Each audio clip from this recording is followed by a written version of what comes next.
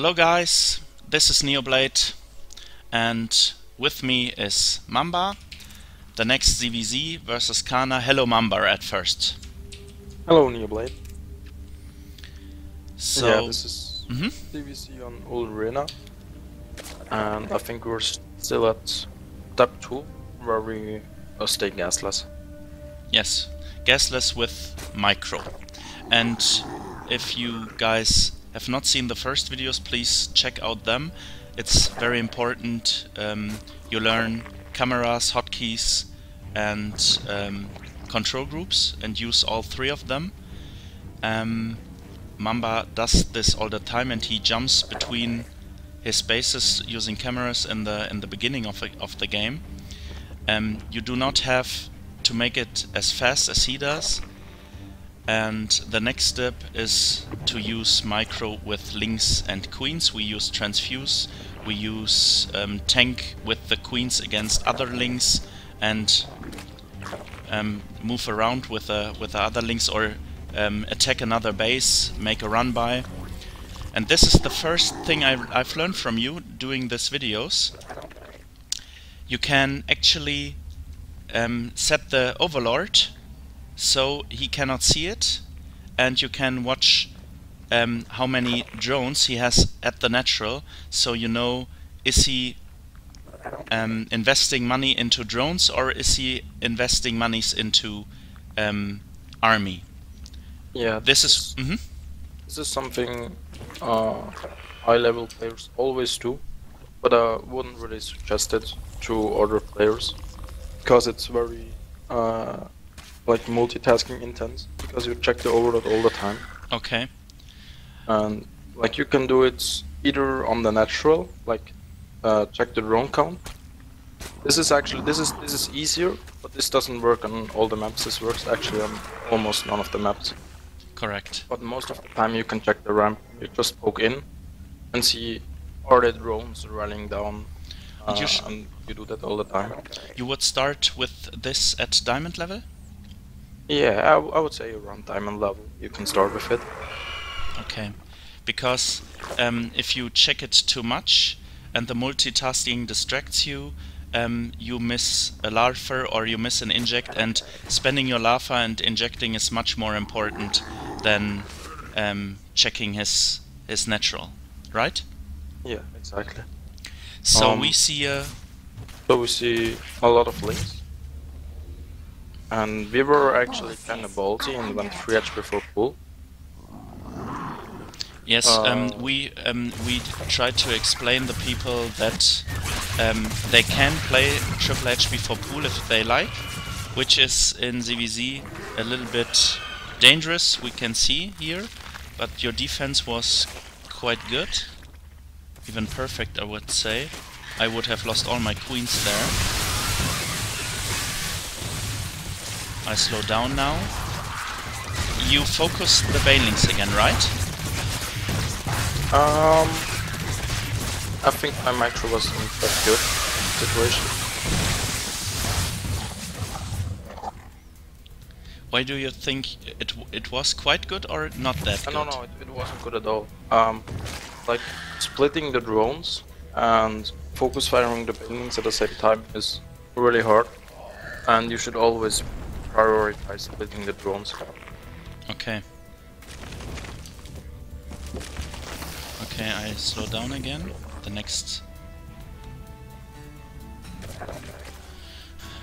We still have more drones than him, and he gets overmans very, very much, because he's concentrating on his micro.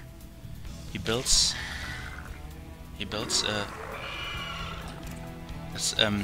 gas there. Or is it? No, it's his gas. I had a link there, and he wanted to build a hatchery, and then he tried to save the drone and build the gas.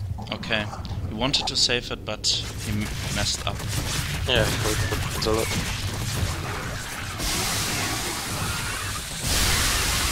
I mean, I guess it's still better than losing, but...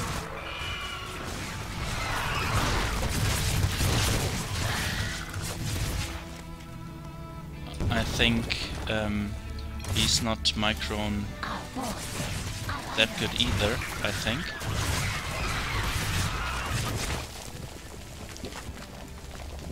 He splashed all his banelings into your queens and lings, right? Yeah. Yeah, but like his biggest mistake is just his macro. Yes, you're right.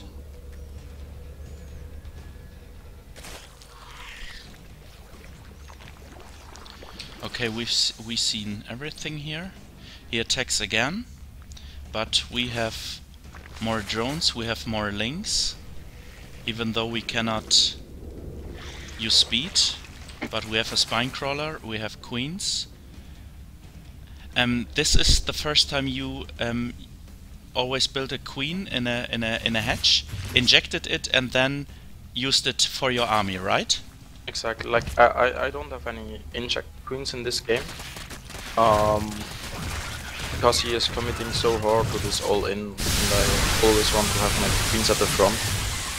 So you just, whenever a queen pops, you inject with it, and then hot with your army. I show it here. This queen doesn't leave, the other queen does.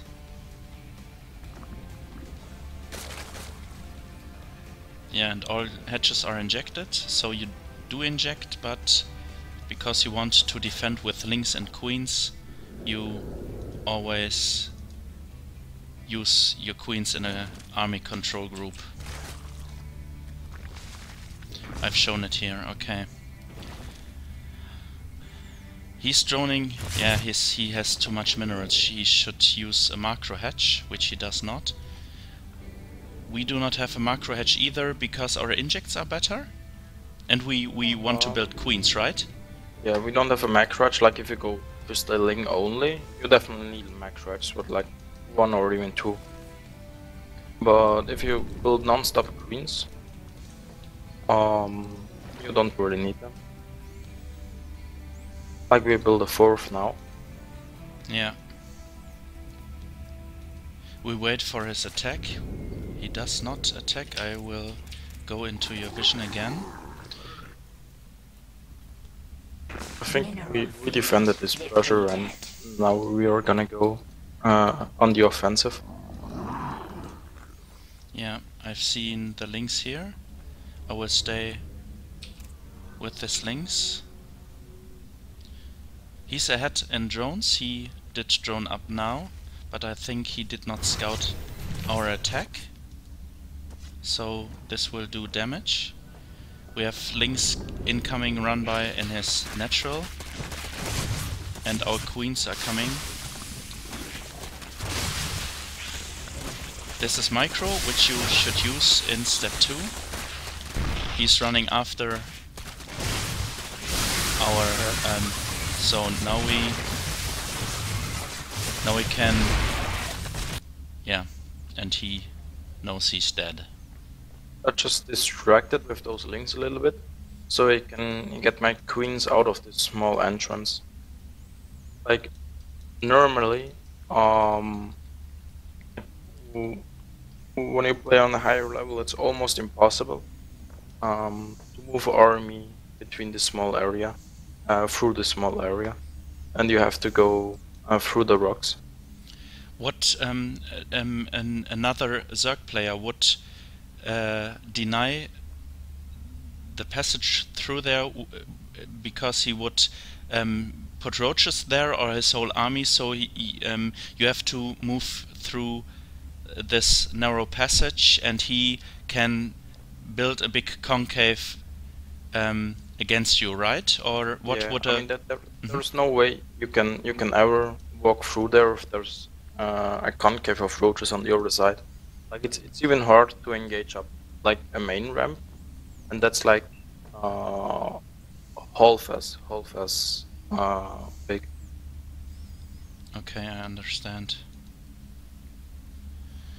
So Okay. normally this is a very special map, because in the early game the rush distance is quite fast, like lings, marines, reapers, zealots, adepts. But once you get into the mid game, you can't really engage through there anymore. So you need to go on the other side and clear the rocks, and then the rush distance is way bigger. Yeah, I've shown the rocks and I've shown the movement of the map, so do you think in mid-game and late-game Protoss and Terran will build buildings there, so they against Dark, so they will be defended more easily, or do you think they just will put a sentry there and try to force field it? Not just in the mid game, like most Terrans build one of their first depots at this ramp at the entry. You can block it off with one depot. Okay. And then you just have Reapers behind it and you can't really kill it. You can't kill the depot, okay, I think, okay. Yeah, because of the Reaper bombs and like that helps a lot against Ravager rushes and stuff like that. Okay. And Protoss, I think I would assume they won't put a pylon there.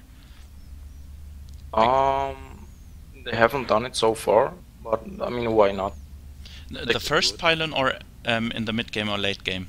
In mid game or late game, yeah. No, like in the early game, you can't race down the pylon, so they won't do that. Yeah, but Terran, you said earlier they put the first depot there, right? Or the third. The third, okay. Yeah. Or the third or the second, I don't really know. I think no problem. It's the third one. No problem. Okay. And just if you go for Reapers, like if you go double Reapers, you can build a depot there, and it buys you a lot of extra time. Okay, I understand. Okay, then you will see this video in the first person view of Mamba, but only the ending of the game, because Hitbox messed up with the complete video and we could not salvage it. So yeah, I thank you for listening to us. Thank you, Mamba, for your support, and we see you guys in the next video. Yeah, guys. And do so if you lose the game, no problem. If you feel comfortable with building spine crawlers before you see an attack, you can do so. But the minimap vision by Mamba, whatever, is so good. He can react on the things he sees on the screen. But I think you guys will die to some of these attacks. But let me remind you, if your macro, your micro, and your mechanics are good enough, you will almost every time win the game if you react properly and do not miss any mistakes as your opponent. The opponent is quite good, right? Yeah, I think he has a lot of links, which means he's spending his money.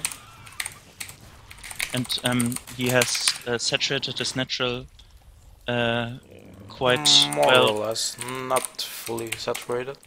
Okay, yeah, I know. Yeah, sorry, I've seen only a few drones, but you're right. Yeah, it's I guess 16 it's about drones. 14 drones.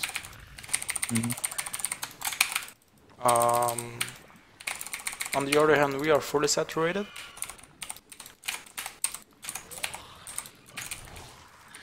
Did you train Transfuse specifically, or you just did a lot of ladder games and tried to use Transfuse? Yeah, no, I think it's just experience. Like, I don't think you can really practice it. Okay. I've seen a good video by Pig. I don't know if he's spelled this way. He told people to, in Heart of the Swarm, to play 14-14 if they want to train Speedling and Baneling micro.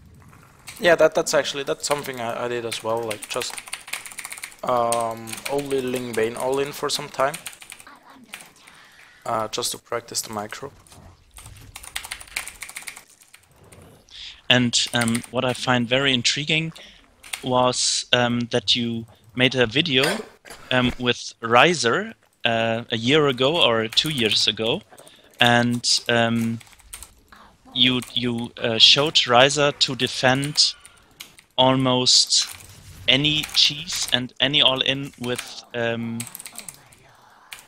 Gazeless in Heart of the Swarm.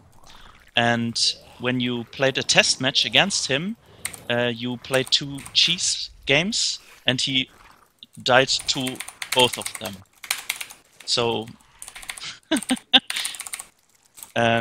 one option is he didn't listen to you, or the other, you trained a good cheese in Heart of the Swarm. Yeah, I mean, even if you know how to defend the cheese, like, they can be tricky sometimes.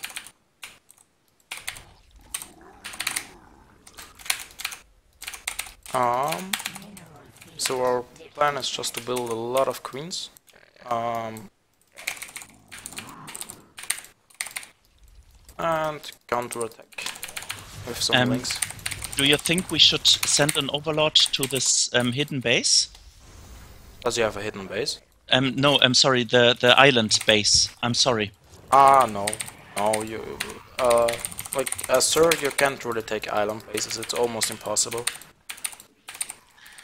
Because, you know, you can build an overdropper, I call them, very fast in Legacy of the Void, and drop a drone there. So, okay, he's dead anyway. Or he will die in a few moments. Very good.